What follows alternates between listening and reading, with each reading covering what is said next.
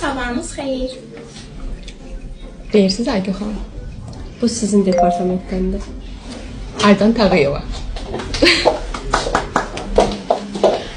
Sabahınız xeyir. Bu bizim departamentdən Yasemin xanımdır. Salam, necəsiz? Bizim departamentdən Günay Nuriyeva. Salam, sabahınız xeyir. Bu mənim korporativim Aydan xanım.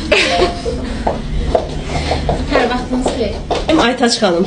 Məmmədli. Gülan xanım.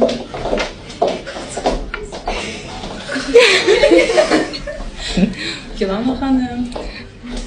Səhv etmirəmsə təxminən Mustafayev. Salamlar, necəsiz? Bu mənim qızım Arzu xanım. Salam, necəsiz? Bu da mənim qızım Elen xanım. Salam, hər vaxtınız xeyir.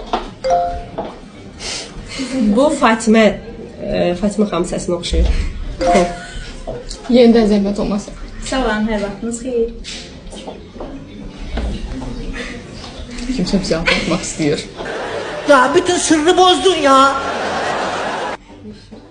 Bir daha. Salam, hər vaxtınız xeyir. Necə dəyişir səsin? Heç Elen xanımın səsinə oxşayır. O Xeyr. Deyil. Yox, biraz səs dəyişdirsə ola bilər. Necəsiniz? biz yaxşıyıq. Yaxşı idik. Mən də yaxşıyam. Yeni əməkdaşlar. Call center Gülər xanım. Bəli, bəli. Yenə.